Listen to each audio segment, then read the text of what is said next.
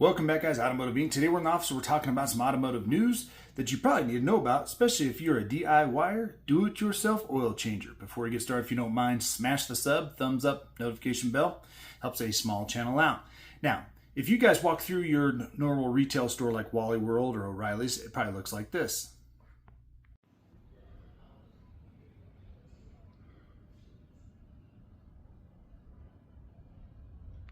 Well, that's all fine and dandy, guys, but news has said that there is actually a synthetic oil shortage. And what they're saying is this shortage could last into late 2027.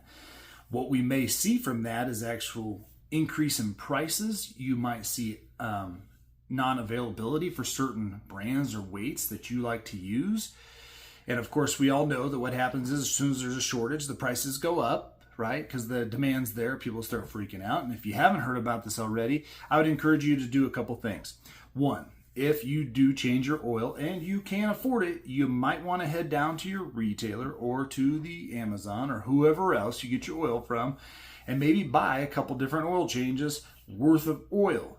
Just in case we do see a shortage or we do see higher prices, you can negate some of that right now. Yes, it's robbing Peter to pay Paul because you don't need it for a while, but we all know that a lot of people change their oil every 5,000 miles, some sooner, so you can see how this can compound if all of a sudden the only oil available is not your favorite Valvoline, it's Walmart SuperTech or something, and that may cause some constraints. And those people that buy the high-end expensive oil, say Amsoil or anything else like that, well, you might be paying even more. So it might be beneficial for you guys to go ahead and buy some of that if you're a synthetic oil person. Now, if it's a synthetic blend, it's going to be the same thing. The synthetic side of that, it's going to cost more or be unavailable.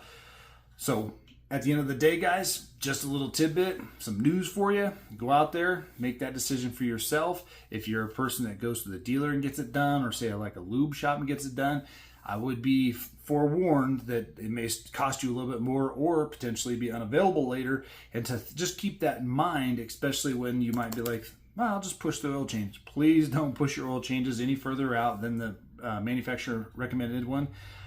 Get them done as soon as you can. It doesn't necessarily hurt. Everybody says, well, once you go synthetic, you can't go back. Well, I would go back before I omitted an oil change. So that's just the news for you guys on that. Make sure you, again, smash the sub, thumbs up, notification bell, and I'm going to catch you on the next one.